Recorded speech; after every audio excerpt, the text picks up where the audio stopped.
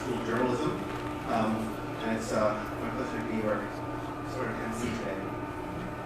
The Lind Initiative in U.S. Studies is an annual series hosted by the Lew Institute for Global Issues. It's made possible by a generous gift from Philip Lind. It was created to address the urgent issues of our time, in which we invite prominent American scholars, writers, and intellectuals to UBC to share ideas with students, faculty, alumni, and the broader community. The format for this evening is that we're going to be, Jane's going to come up and say some words about her book, share some thoughts for context, then she and I are going to speak afterwards, and at the end we're going to invite all of you to share some thoughts and comments.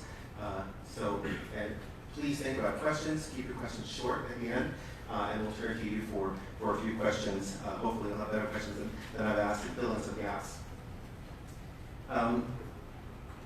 Some of you may have read Jane's interview in Klein's recently called The Real Threat in the U.S. Election. It's not Donald Trump, where she discussed the Koch brothers, the U.S. political right, and the future of politics in America. We're really lucky to have Jane here tonight to dive into her latest work, Dark Money, How Money is Shaping the U.S. Election, an analysis of how super PACs and big donors have shaped the 2016 election, and in this case has been unable to really counter the power of Donald Trump. So we're going to be talking about some of her contemporary reporting on the election as well, particularly around Donald Trump, because she's done some real groundbreaking reporting recently for the New Yorker about the election. I'll briefly read her bio because it's so long that we've had to condense it down to you. But I don't want to miss anything important and salient. Jane's a staff writer for the New Yorker and has been for the past 2 decades. She's the author of 4 bestsellers, critically acclaimed books: Landslide, The Unmaking of the President, 1984 to 1988, with Laura McManus; Strange Justice, The Selling of Clarence Thomas with Jill Abramson, which was a finalist for the National Book Award; The Dark Side, an inside story of how the war on terror turned into a war on American ideas, was also a finalist for the National Book Award and the National Book Critics Circle Award for her reporting. Based on much of her reporting in the New Yorker, Jane has been working on this book, the current book, Dark Money, for the last 5 years. And took some time off from the magazine to delve into her investigation, which she'll be sharing with you tonight. For much of her reporting over the last several decades, she's won some of the top awards in journalism, including the John Strasser Award, the George Polk Award, the Toner Award for Excellence in Political Reporting, the Ives Stone Medal for Journalistic Independence, presented by the Neiman Foundation at Harvard. She lives in Washington, D.C., and immersed in the belly of the beast. Come out to Vancouver for a nice rainy day to share with us the madness going on in Washington. So I'll welcome Bob here.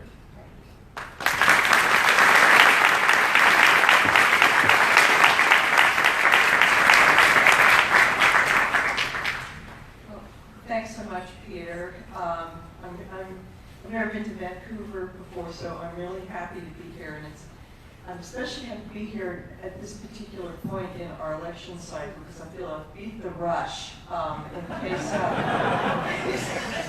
Trump is elected and it turns out to be Justin Trudeau that has to build the wall in order to keep all the Americans in. I've got here first. Anyway, I'm very, very honored to be hosted by the Lind Initiative. And I think it's great that the program is looking at the U.S. election this year. I have to say, I looked into who some of the other speakers are, and I found it fairly daunting to be in their august company. I felt a little bit like I've heard a story about there's a famous Egyptologist who was invited by the trustees of the British Museum to pass on everything that he learned in his long lifetime.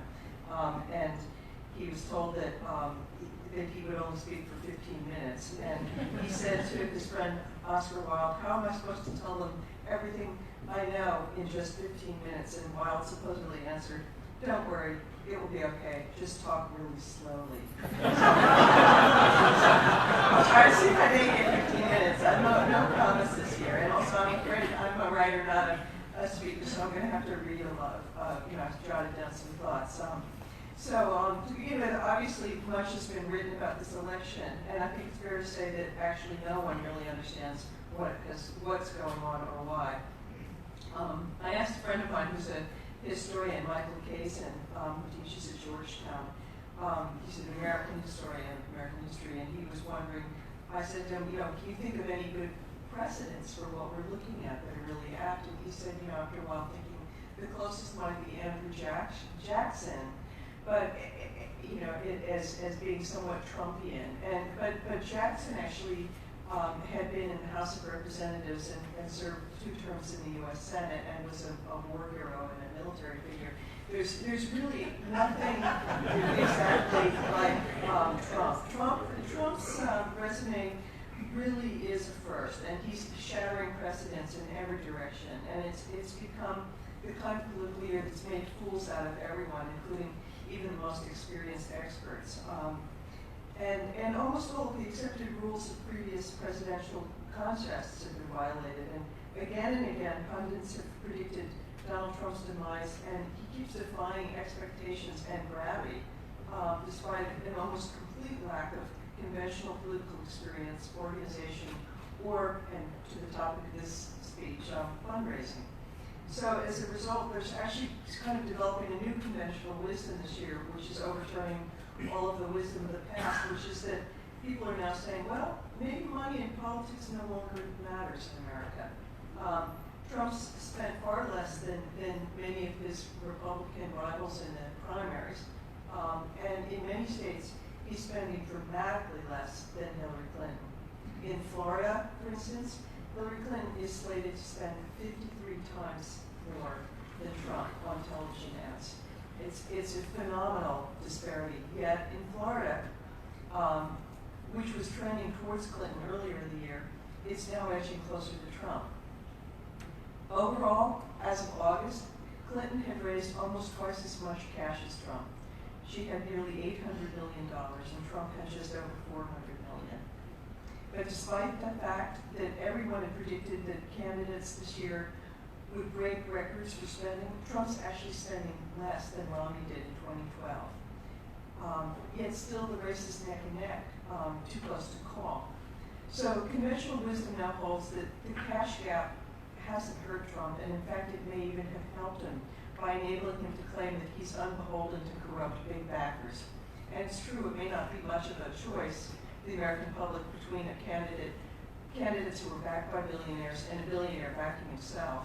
But nonetheless, Trump's shown that it's possible to get ahead without paying record-breaking sums for television airtime or much else. And in so doing, he's convinced many that money's been overrated. I wish that this were so, but I hate to say it. I think those who think money doesn't matter in American politics are woefully naive and missing the big picture. And it's funny, on my way out here, I was flying out from Washington, I bumped into a Democratic senator, U.S. senator, who will remain nameless, but I asked him, he asked me what I was up to, and I told him I was going to speak to you all about money in politics and whether it still mattered, and he just groaned, and he said, anyone who doesn't think it matters is a fool.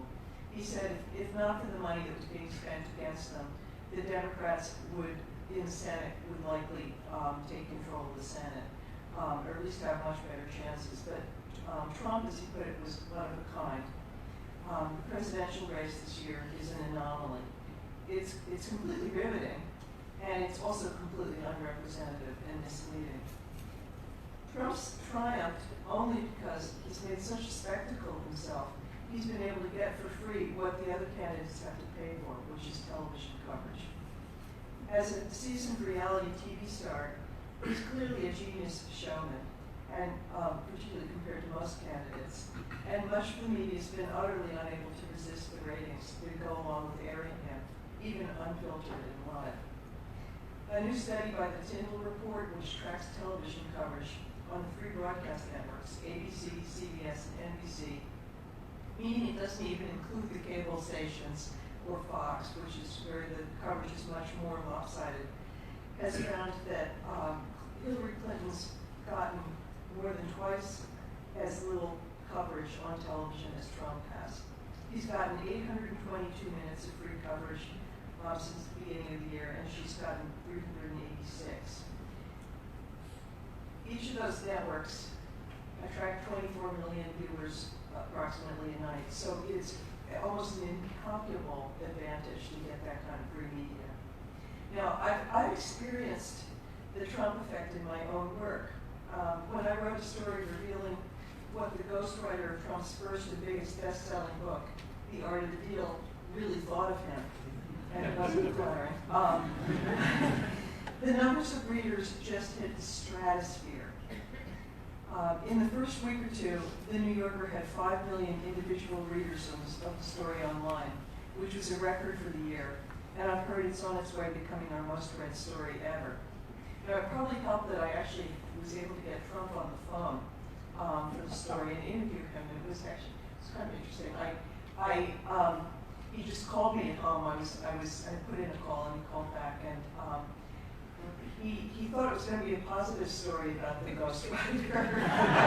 And so I first asked him, well, did you think he did a good job on the book? And Trump said, oh yeah, great job. And then I said, well, I didn't know how to rate it to him. I said, I don't think he's going to be voting for you. And he said, is that right? And then the whole tone of the thing changed. And he said, that is so disloyal. And then he said, you know, he probably thinks it's good for him, but he's going to find out it is not good for him.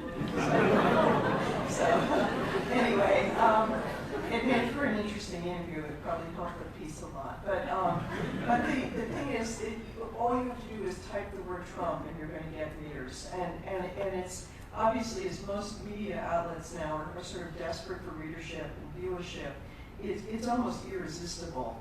And so there's kind of developed this synergy that's created an unholy alliance, really. But again, Trump, in almost every respect, is the exception that proves the rule. Those who say Trump's success proves that big money no longer rules are overlooking three things. Presidential elections are atypical. Also, a ton of the money that's being spent is money that most people are not seeing. And finally, the most important political money being spent in America now isn't aimed at merely buying elections. It's paying for an ideological war that aims to influence the entire political mindset of the country. To begin with the first point, the presidential race is unlike any other because the whole world is watching. So presidential candidates get so much exposure, paid advertising is just a drop in the bucket for them. In terms of impact, money matters much more down the ballot, where lesser-known candidates who have little name recognition or media coverage absolutely have to spend money to reach voters in order just to compete at all. Now, that's not to say that money doesn't matter in the presidential races. In fact, it matters hugely, even before the campaign begins. It has to be said that one of the main reasons Hillary Clinton became the prohibitive favorite on the Democratic side was because everyone knew that she had the connections and the ability to raise the necessary amount of money. Among the reasons that few seasoned political observers took Bernie Sanders' candidacy seriously at first was because they thought he had very little chance of raising enough money to run. The money primary is the first race that candidates have to win, long before the public gets a choice. So before it even starts, the big donors and special interests serve as gatekeepers, narrowing the field. But down the ballot in those races beneath the presidency, money matters even more than it does for the presidential race. And while the media's been distracted almost completely by the presidential race, much more money is being spent in the Senate, House, and gubernatorial races this year than ever. Just this week, Tom Steyer, the Democratic hedge fund billionaire and environmentalist who is backing candidates committed to doing something about global warming, announced that he was planning to contribute $15 million to a political action committee called For Our Future that's aiming to team up with labor unions and knock on 8 million doors in 7 swing states in hopes of mobilizing voters. But Steyer's efforts are swamped by money on the other side, including an unprecedented amount from a small, secretive group of the richest conservatives in the country who call themselves the Freedom Partners. This is the group that's been organized by the Koch brothers, Charles and David, the anti-environmental fossil fuel barons, who are the focus of my book, Dark Money. This year, contrary to what most people think, the Koch's influence has reached a new high. It's worth knowing a little about the Kochs to understand how they've achieved such influence. One key fact is they inherited an extraordinary family fortune. Their father, Fred, developed a new way to refine oil, and interestingly, he built refineries using this advanced technology for both Joseph Stalin and Adolf Hitler. But the key point is that the Kochs, who are two of the four brothers in that family, inherited something like $300 million apiece back in the 1960s, along with Koch Industries, the family company, which has grown into the second largest private company in America. Based in Wichita, Kansas, it manufactures everything from toilet paper to Lycra, and of special interest perhaps here today in Canada is that Koch Industries is reportedly the single largest foreign owner of Canadian tar sands and also the world's largest exporter of oil from Canada. So the Koch brothers started with a huge financial advantage. Adding to that, both Charles and David Koch have undergraduate degrees and advanced degrees in engineering from MIT. And so they have approached American politics as engineers would. They've looked at it systemically. They originally tried to gain power in the usual way by running for office, but their ideas were so far to the right of the American mainstream they gave up. This was in 1980 when Charles Koch got his younger brother David to run for vice president on the Libertarian Party ticket. They were running against Ronald Reagan from the right because they thought Reagan wasn't conservative enough. David spent nearly $2 million of his own money on his candidacy and failed miserably. The Libertarians got less than 1% of the vote that year. It's not surprising when you look at the party platform they ran on. They were running on a promise to practically abolish the entire federal government. Reared by a father who had helped to found the John Birch Society, a virulently racist, right-wing, anti-communist cult group, they'd grown up regarding the expansion of government during the last century as akin to creeping communism. So their ticket called for the abolition of virtually every social program, including Social Security, Medicaid, Medicare, as well as getting rid of the FBI, the CIA, the EPA, that is the Environmental Protection Agency, the FEC, the Federal Election Commission, which oversees fair elections, and they wanted to get rid of all restraints on campaign spending, even back then. They also wanted to abolish all income taxes and corporate taxes, which they said were akin to stealing money from citizens. Their ideas were considered so radically fringe, even William F. Buckley Jr., the conservative leader, denounced them as what he called anarcho-totalitarians. But they were a part of what one friend described as a tiny group of people who believed that the New Deal and everything that had followed from it were just an absolutely horrible mistake. And so they wanted to repeal pretty much the last century. But when their ideas proved to be way too unpopular at the ballot box, instead of giving up, the Kochs decided to build a better mousetrap. Charles Koch, according to one sympathetic writer who interviewed him, decided that politicians were just what he called actors, reading from scripts. Instead of running for office at this point, the Kochs decided it would be smart to actually supply the themes and words for the scripts. And so starting at least as far back as 1980, they've been strategically funding efforts at almost every level to transform America along the lines of their own far-right, ultra-free market, anti-tax, and anti-government ideology. They're doing it not from the center stage as candidates, but from the engine room, often under the radar. Their political efforts have gone through many stages, but in 2003 they came up with a new idea. Rather than funding this ideological machine themselves, they began holding semi-annual summits with other hugely wealthy conservatives in hopes of pooling the group's donations for more impact. An insider in their circle told me that from the start, the whole thing was really an ingenious plan to get other businessmen to pay for their businesses' political fights. particularly in the environmental area, where they were at war with the government regulations that were cracking down on pollution. Koch Industries is America's largest producer of toxic waste, and it's been one of its top 10 air polluters. At any rate, these secretive donor summits really have become the Koch's magic trick. It's a means of multiplying their political impact exponentially by spending other people's money. They've, in essence, created a rich people's movement. When Obama was elected, the backlash from reactionary businessmen was so intense, the Koch summits were suddenly flooded with new members and cash. The guest lists are secret, and the proceedings were so carefully hidden that at one point the Kochs paid an audio engineer to construct white noise-making static machines at the perimeters to make sure that no one could eavesdrop. But at least one full guest list has leaked out, and other names too have occasionally surfaced, making it possible to get at least some sense of who attends. In the first term of Obama's presidency, I counted at one point 18 billionaires whose combined fortunes were worth $214 million. That's a lot of firepower.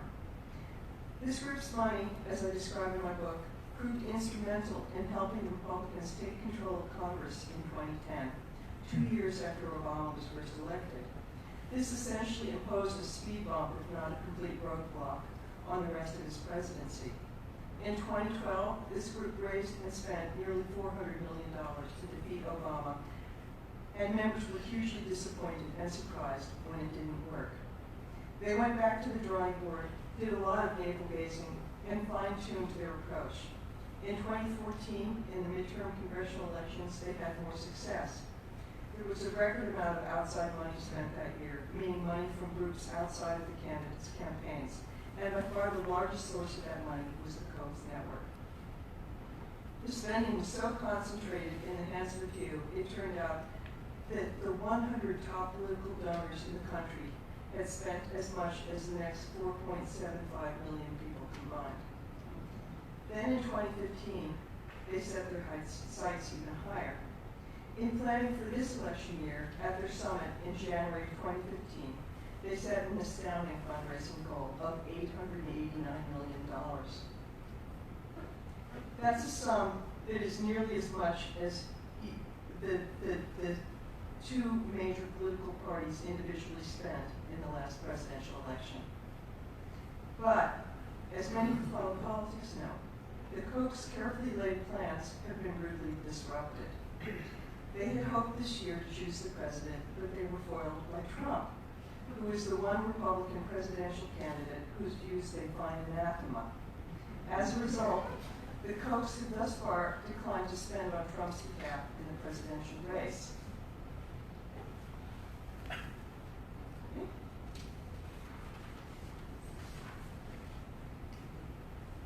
In a kind of a high school-like side drama, Trump has claimed that he never wanted their support. And, he's called those who got their support puppets. Meanwhile, the Kochs have sort of said, well, they never offered their support in the first place. So it's hard to know in this sort of tit-for-tat thing who's actually telling the truth. But what is clear is that far from shutting their wallets this year and going home, the Kochs and their allies are instead diverting most of the money they originally earmarked for the presidential race to down-ballot races. Instead of trying to buy the White House, they're now spending enormous sums to keep Republican control of the House of Representatives and Senate. They've downgraded their original fundraising goal from $889 million to a mere $750 million, which is still an astonishing sum. Their cash has been behind negative ads against Democratic candidates in Ohio, Nevada, Florida, Missouri, New Hampshire, Wisconsin, Pennsylvania, and a handful of other swing states.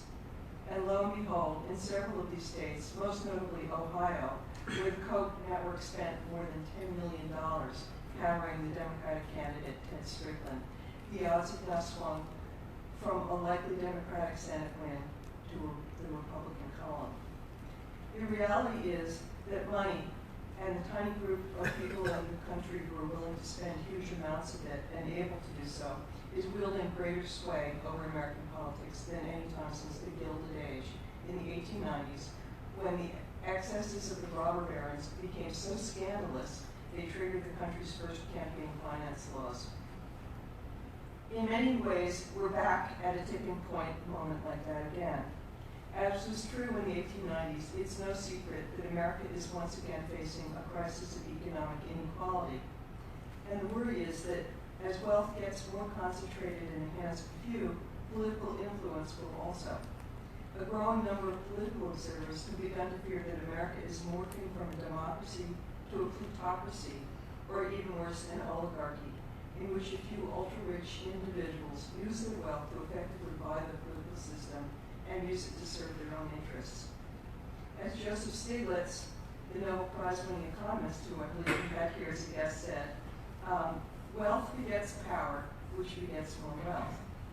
Now, Stiglitz is a left-leaning academic, but some Republicans, too, have begun to express concerns. Mark McKinnon, George Bush's former political advisor, said not long ago, let's call the system what it is, an oligarchy. The system is controlled by a handful of ultra-wealthy people, most of whom got rich off the system and who will get richer from the system. But as I mentioned at the outset, the second important point to keep in mind, particularly for those who are now doubting the influence of money in politics, is that much of the money is not in the form of straightforward, traceable campaign contributions. Conventional campaign contributions don't begin to tell the whole story. Most of the money being spent in this year's election is so-called dark money. This is money coming from undisclosed sources and spent by nonprofit groups such as trade associations, advocacy groups, and so-called social welfare groups who don't have to reveal who their funding sources are. Legally, they're not supposed to be engaging in partisan politics in any major way, but many of these dark money groups exploit gray areas, claiming they aren't pushing a political point of view or candidate, they're just educating the public.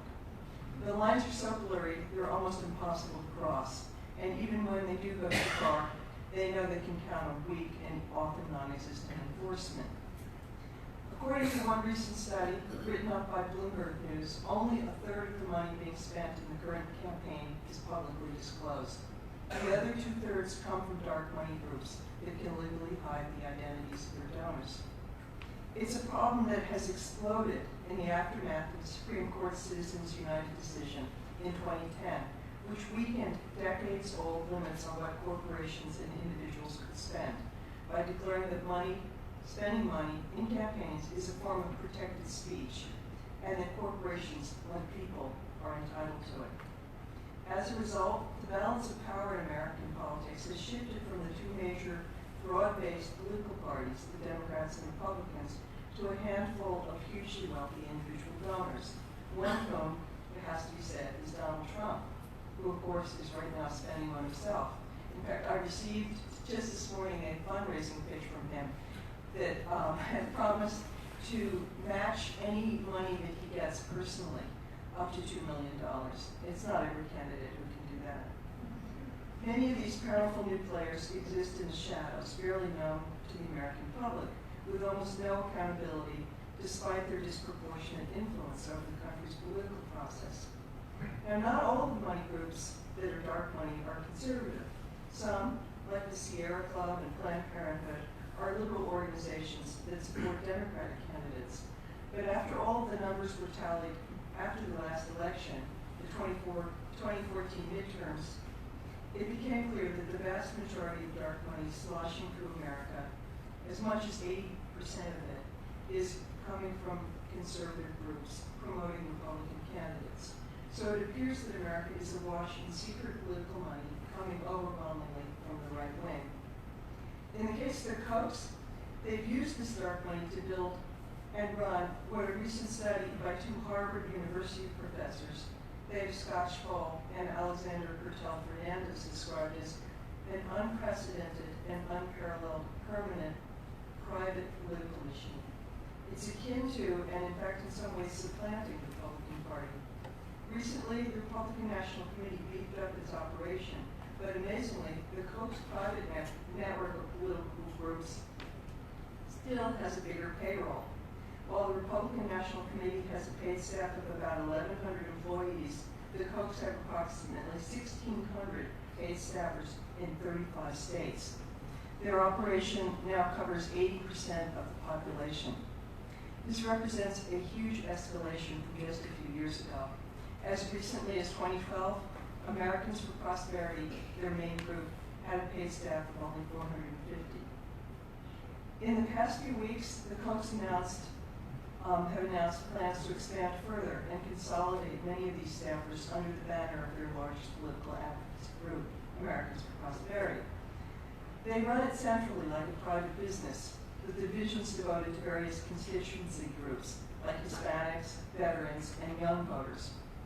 One of their top people explained that their hope between now and the election is to use these groups to target 5 million voters in 8 states with closely watched Senate races.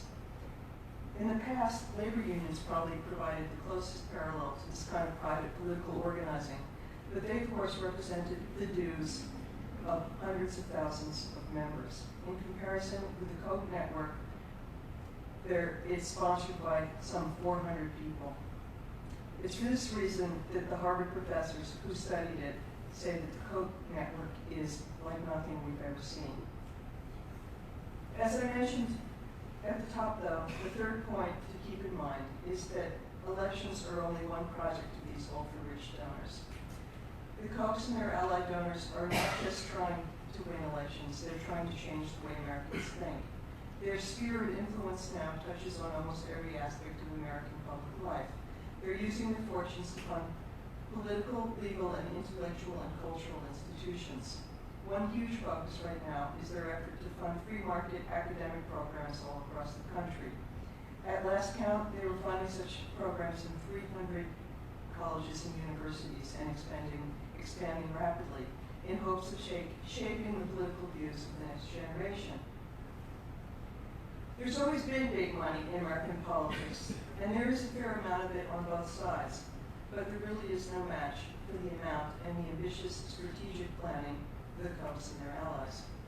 And no matter who wins or loses in this current election, the fact of the matter is that they will have to deal with a Republican Party that has been substantially shaped by these big donors. Whether it's Hillary or Trump in the White House 4 months from now, they will have to work with a Congress that will likely be dominated by members who owe their political survival to the Kochs. And they will have to face a private, permanent political machine organized in practically every state, ready to attack any deviation from their political agenda. And so, with that happy thought, I turn the floor back to Peter.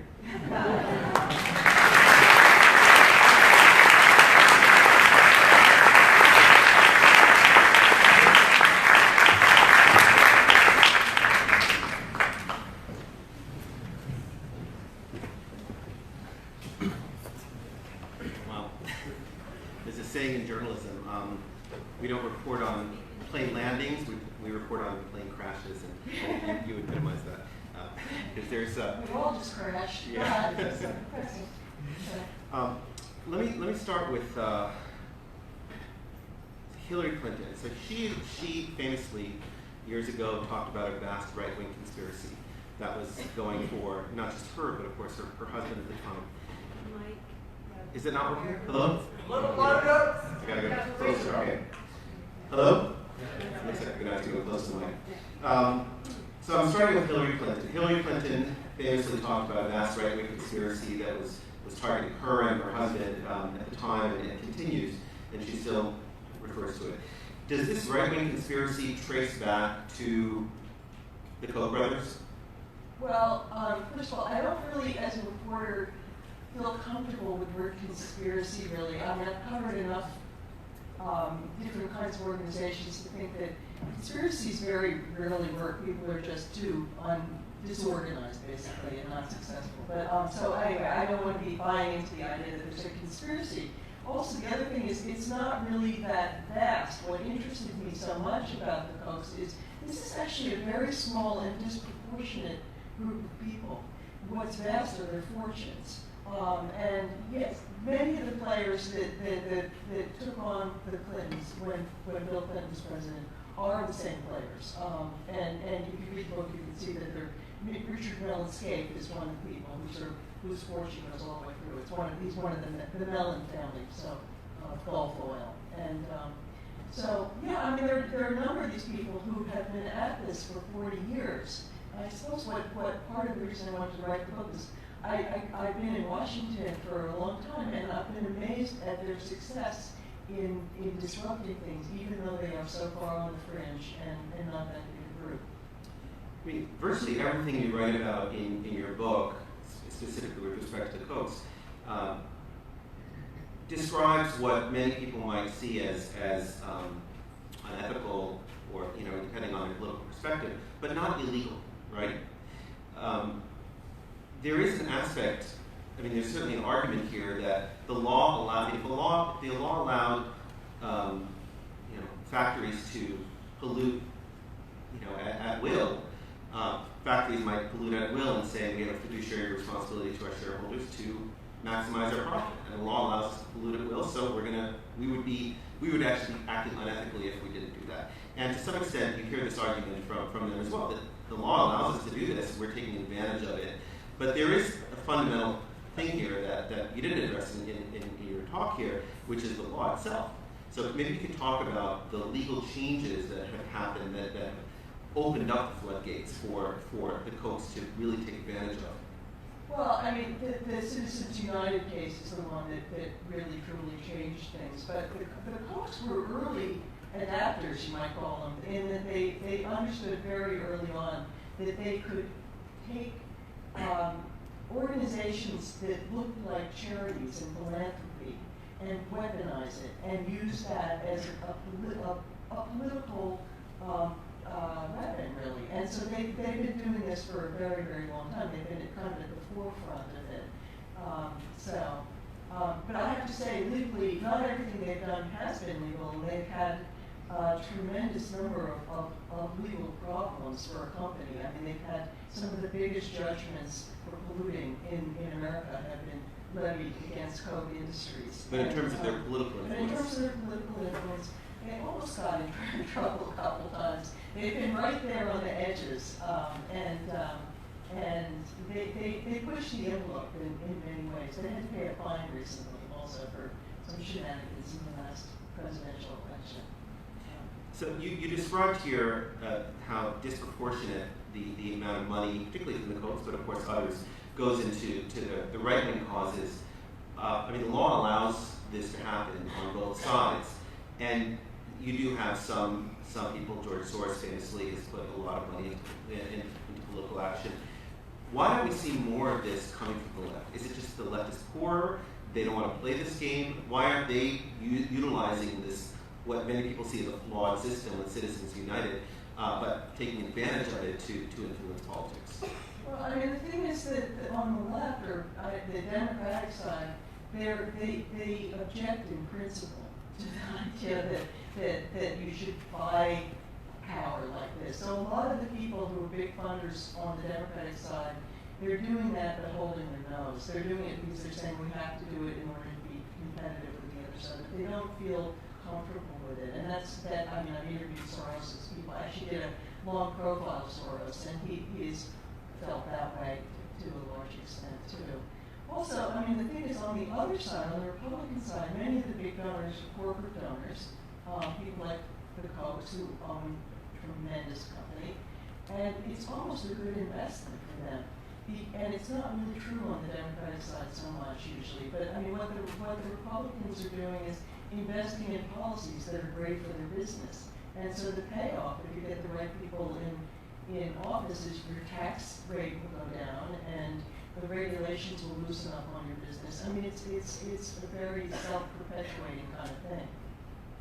You said before you didn't feel comfortable describing something as a conspiracy as a journalist who was simply observing. But there is a sort of conspiratorial quality to some of the scenes you describe in your book about these kind of meetings in the desert, and maybe you could explain what is sort of very secretive. there's Yes. kind of I think you or others describe it as the Cocopolis, is that right?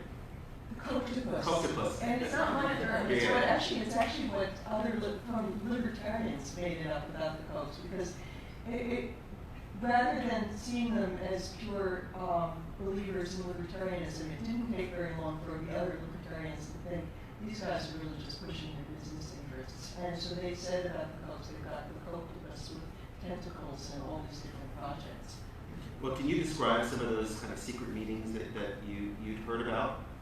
You mean at the In Nevada? in Nevada? Well, I mean, the thing is, the Cokes meet twice a year, and with their donors, and they try to cover up everything about these things. So recently, it's funny. I mean, since I've been at this, unfortunately, a very long time. In the beginning, they were completely secretive, and we called the piece that I wrote about them in the New Yorker covert operations. But they finally gotten some good PR advice and have been told that it's making them look like, Machiavellian, nefarious forces. So they've started giving interviews and putting out a little more information about what they're doing. But they would meet in secret, tell nobody what they were doing. They would hide the money behind an incredibly complicated sort of daisy chain of organizations. You would take an accounting degree to try to figure out how they were spending. And they would answer their questions about it. I mean, the secretive nature of what they do is something you touch on in the book and you talked about subsequently.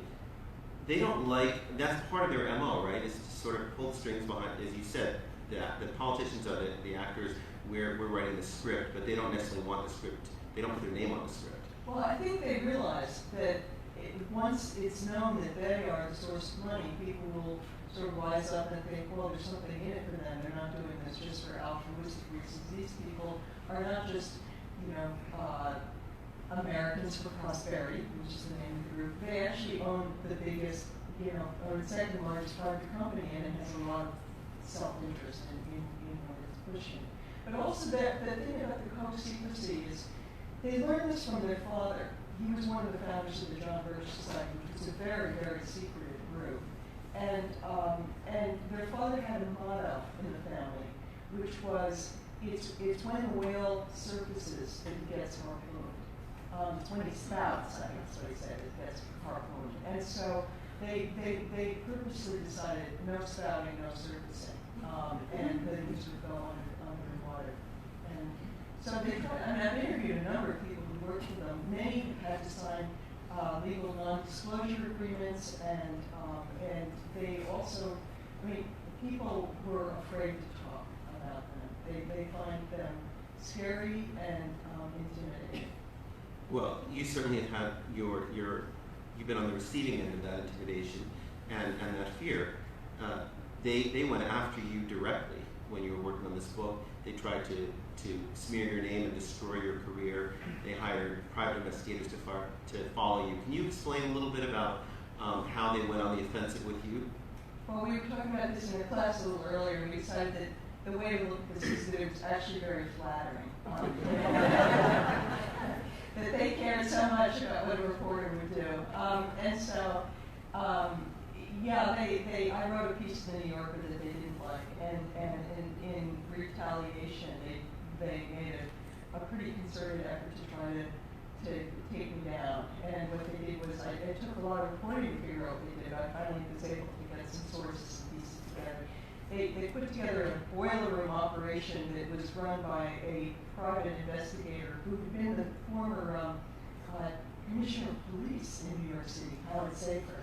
And he has his own private investigation firm. And they spent something like 6 months on it, probing through the interstices of my life. I didn't have any idea of this at the time.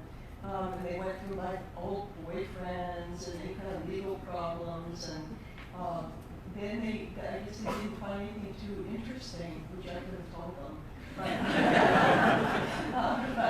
But anyway. Sort of a sad commentary on your life. It's true. It's been a happy life without a lot of problems. I'm very lucky. But then they decided, I guess, to take my work and run it through one of those programs, those forensic computer programs that look for plagiarism. And they went through 10 years worth of my writing, and I'd done a couple books by then, and came up with something like 4 sentences that looked like other people's sentences, you know, sort of boilerplate stuff about people's legal records and things. Anyway, and so they took that and they were going to give it as a dossier on me to 2 conservative publications that were about to go to press with it and say that I was a plagiarist. So they called the New Yorker for comment, and the editor of the New Yorker, Dave Remnick, got a hold of me and said, "Do you know what this is about? What is this? Could you take a look at it?" And so I did. And I have to say, I thought, oh my God, this is really like a bullet right for the head. And so I had overnight to comment. And just to be clear, I mean, this is, assuming you were completely innocent of this, wouldn't really matter. As soon as, you know, possible plagiarist Jane Mayer hit the internet, that would just follow you the rest of your career. Forever. I mean, and I knew that even if I denied it, everybody would always assume there must have been something to it, right? And so, I mean, so at any rate, it's funny, one of the stories that I was supposed to have plagiarized was one that my husband, who's then an editor at Washington Post, had edited. So I guess I was supposed to be plagiarizing from my husband's own work or something. Anyway, I had that reporter Post take a look at the story, and he looked it up and he said, "Not only did you not plagiarize from me, you freaking credited me in the next sentence that was not included in this thing." And we had actually run something, we run a link to his story in the New Yorker. So it wasn't true, but, and luckily each of the authors of the real stories put up statements that were on the record saying it wasn't true, and I was able to get the publications, look at their statements and say this will be liable to be published, and they didn't. So, I mean, I suppose maybe a normal person would have just left it at that, but being a reporter, it took me 3 years to figure out what they were really, what had been behind this. And sure enough, it was really a major operation. But I wasn't alone in this. The Kochs have hired private eyes to go after people in many different circumstances over the years. It's kind of their leitmotif. I mean, the Kochs are famous for their political action here, for their support of climate change deniers, but they also give a lot of money to education, to universities. They give a lot of money to criminal justice reform, you know, on paper, to public broadcasting in the United States. What motivates them to give to these other causes which are often associated with more progressive and liberal, certainly criminal justice reform, and you've seen them out with people who are talking about, you know, U.S. has the largest prison population, hugely disproportionate number of African Americans in prison. These causes that seem like they're very progressive. What's up with that? So there are 2 different things mixed in that. There are 2 brothers. The Koch brothers they're talked about as if they're Siamese twins. There's actually 4 brothers, but the 2 that are known as the Koch brothers, David and Charles, are actually quite different. Charles who lives in Wichita, is the libertarian zealot, and they're both very bright, but he is really the engine of this whole political movement. And his brother David, who lives in New York, is the one who gives to hospitals and to museums and cultural programs. But he's also conservative. He's conservative, but he is much less of a zealot about it, and he's much more social. So his wife is much more social too, and they live in New York, and they like to go to, you know, to openings and things. So they're much more involved in kind of more standard philanthropy. Now Charles, though, is the one who is also giving to criminal justice reform. And what I think that represents is that if you sort of did a Venn diagram and looked at libertarianism, there's a spot where it crosses over liberalism.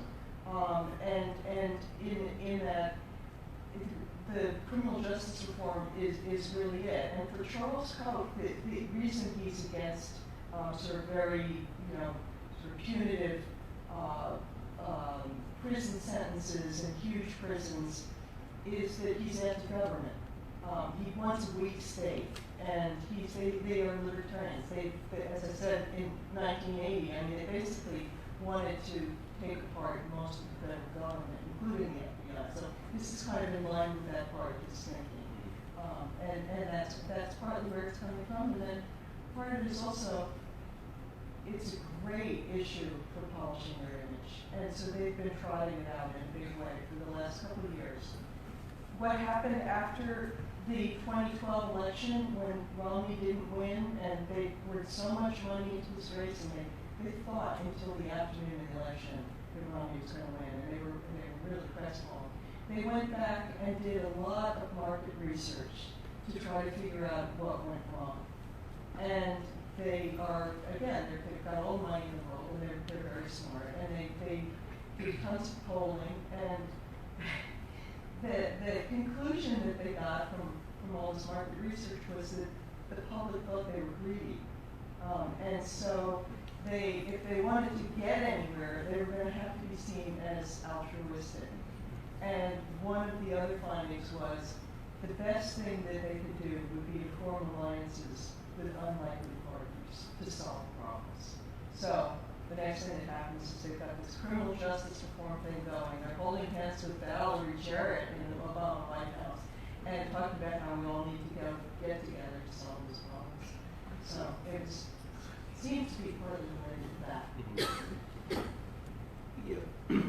Observers of the last, I guess, 8 years during the Obama years, I think a lot of people have been outside the United States been intrigued by, maybe is a nice way to put it, the Tea Party, the phenomenon of the Tea Party. And it's often presented as this sort of grassroots movement that kind of sprung from various frustrations, and perhaps some people would claim racism as well. Is there any connection between the movement of the Tea Party and the Kochs themselves? A big connection. Even though early on the Kochs were denying it, in truth, they for years before the Tea Party rebellion took off, the Kochs had been trying in various places around the country they've been pouring money into groups that would hold what they said were Tea Party rebellions, anti-tax rebellions, basically. And it never really taken off until Obama was president. It started, Tea Party started pretty early, 2009, really. And the Kochs were, their spokesman at the time were saying it had nothing to do with it. But I went down to Texas to a big gathering of one of the Kochs groups, Americans for Prosperity, in Austin. And there were the Kochs operatives organizing the Tea Party. And I interviewed one of the top people down there who was working for them. She said, "Oh yeah, we've been running the Tea Party, from the start." And so I don't know what happened to her, but she gave me a great interview. So it was clear there were more sort of money trails there than people were letting on. Let me ask you about Trump. You touched on Trump before. Maybe you could tell a little bit more about his ghostwriter. You sort of alluded to it, so I know millions of people have read that article, but in case some folks in here haven't seen it yet, maybe you can explain how you initially got in touch with him, and what was the sort of big takeaway from talking to him? So the ghostwriter's name is Tony Schwartz, and he had been silent for almost 30 years about Trump. He's made a lot of money from the art of the millions, and Trump has made many millions too. And so I guess he felt it was unseemly to say anything. But as he was sitting there watching Trump come down that escalator in the beginning, and when Trump announced his candidacy, Trump said something about, "What you need is someone like me who wrote the art of the deal." And Tony Schwartz tweeted, "Donald Trump didn't write the art of the deal. I wrote the art of the deal. Donald Trump read the art of the deal." So I had seen this tweet somewhere, and I really wanted to write something about Trump, but I wasn't sure. I was sort of looking for a story. And so I was trying to think who really knows him. And so I called up Tony Schwartz. And it turned out he'd been kind of more and more upset as he watched Trump moving closer to the presidency, but he hadn't been sure whether he should say anything about it. And so he'd actually written a piece for the New York Times, for the Week in Review section, or the op-ed section, and submitted it and taken it back twice, because he was kind of, all wound up about whether he should go public. So I just said, well, send me the piece, let me take a look at it. And I read this piece, and it was like, oh my God. And so I thought, we have to get this out somehow. So I said to him, well, if you don't want to write it yourself, how about if I interview you and do the piece, just as a story about you? And he said, well, I'll think about it. And I said, well, so can I come to, I live in Washington. I said, I'll come to New York and talk to you about it. We had dinner. By the end of the dinner, he said, okay. So that's how the story came about. And so what was the big takeaway? Well, so for me, I mean, what really was, I really have been fascinated by who Trump is. He's so mysterious in some ways, even though he's so obvious in other ways. But it's just sort of, what's he really like? Why is he running for the presidency when he's never been in politics before? And why is he doing so well? And so, anyway, so what I wanted to know really was not ideological in its nature. I wanted to know who he was. And that's why Tony Schwartz was so interesting, because basically he said, I mean, as Trump started to do better and better, Tony Schwartz became more and more alarmed. And he said, this man, I spent 18 months in his life. He spent a lot of time on the phone, listening in on Trump's phone calls in his office, as Trump had asked him to do. And it was day and night, he was with Trump, and he said, this man should never be president. He said, he has no attention span. He has an inability to focus for more than a few minutes.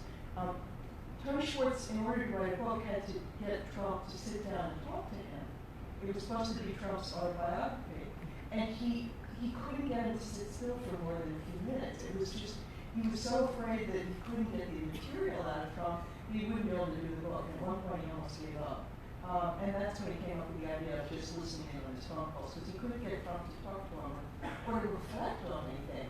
And so then, and he said, Donald Trump, he said, I would be shocked if he has read a single book in his adult life. He never saw a book in his office, he'd never seen a book in his house. He wasn't even sure if he really read all the way through The Art of the Deal. He said that Trump had barely responded, that instead of like detailed notes that you might expect, he'd taken one of those big highlighters and written a couple things in the margins, mostly saying he needed to take out insults that he'd made earlier about a few people that he now liked. And so altogether, anyway, at one point, Tony Schwartz was traveling, and Trump started to do even better.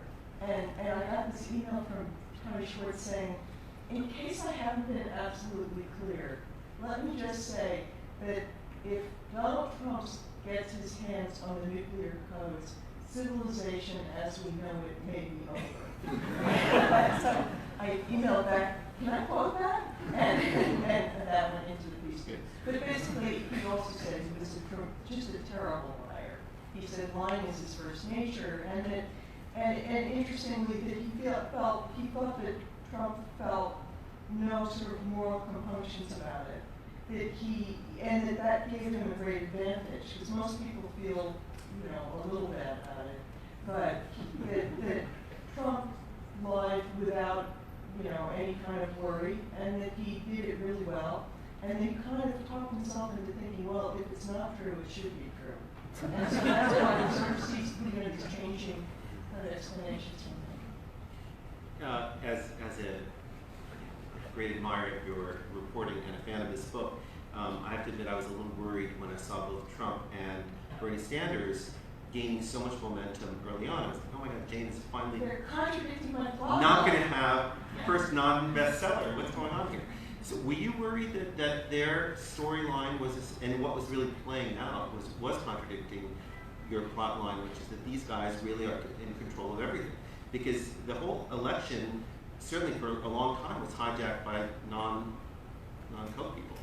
Well, it's again, as I was saying in this talk, that they are absolutely pouring money into it, having tremendous effect in American politics on every level below the White House. And I'm glad to say, the book closed, I think, in the fall, last fall, and I argued to keep it in a reference to Trump.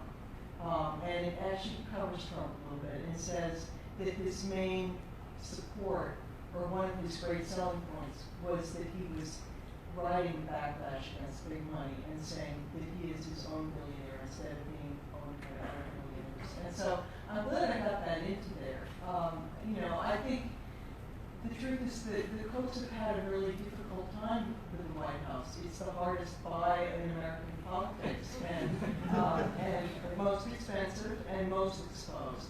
Where they're really having an impact, as I said, is down the ballot. And that's probably better investment anyway, right? Well, Congress is hugely important to them, to their business, because that's, it's where tax policy is decided.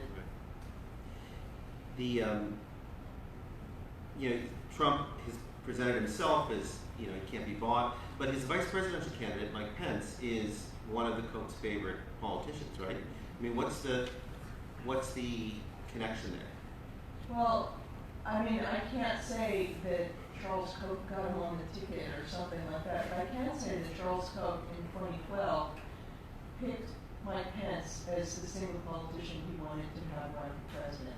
So it's not all bad from their point of view, if they could do something about the top of the ticket. What I've heard that they were saying till quite late in the game this year was that they thought that something would stop Trump, either stop himself or something else would stop him, and that Paul Ryan would jump in. And Paul Ryan, Speaker of the House of Representatives, is one of their favorite politicians and one who owes them the most. And so they've got whoever is elected president, I said, is going to be surrounded by their people.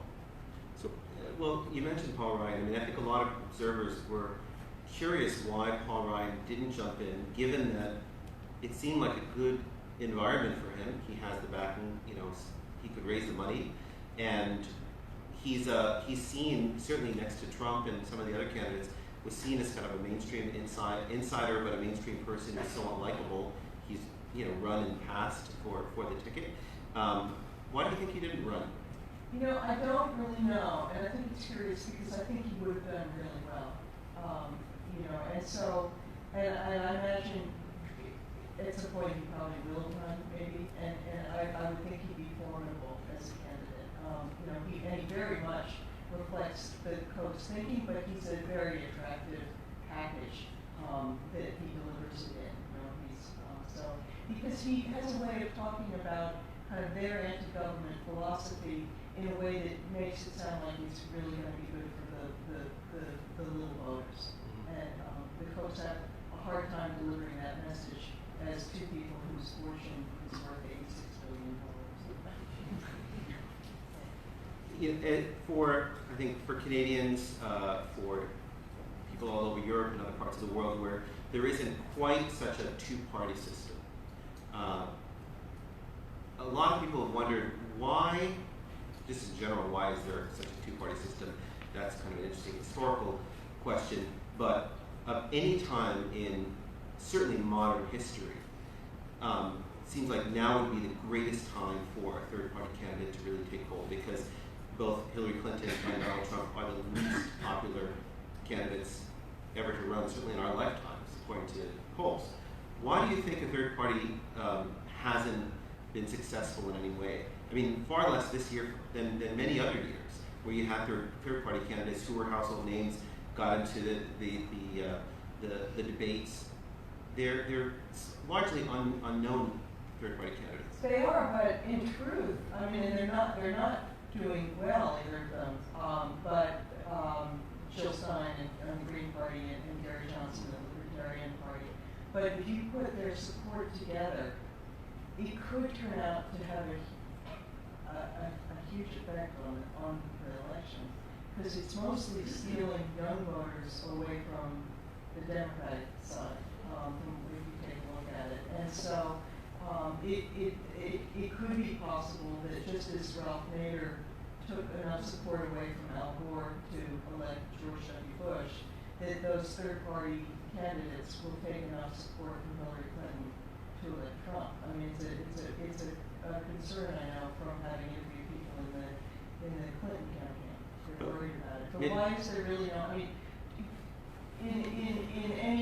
if there was a more open system, Bernie Sanders would have been the third-party candidate.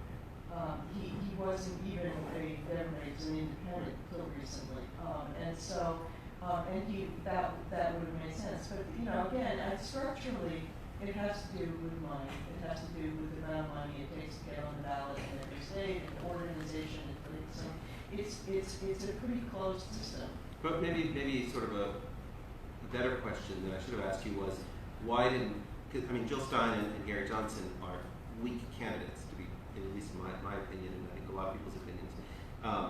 Why didn't a stronger candidate say, "Hey, here's my opportunity"? Mike Bloomberg, he was talking about it. People were talking about him jumping in as a third-party candidate. Nobody took advantage of this what seems like a really wonderful opportunity to be a true contender. Why are they steering away from this election?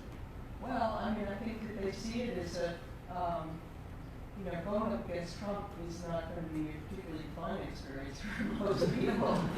He's been quite eviscerating of his various rivals, and we'll see how that happens on Monday night. And, Bloomberg, I think, from what I've heard, would have loved to have been a third-party candidate, or, somehow get into the race. But he didn't think he could win. I mean, he's a very New York character, and he just didn't see it as a possibility.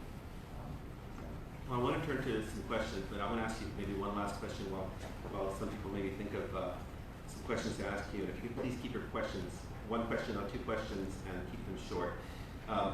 Do you, and I mean your husband is also a political journalist in Washington, so maybe I'll just get your thoughts on him and maybe even more broadly the community of high-level reporters in Washington who are covering this campaign and the political season.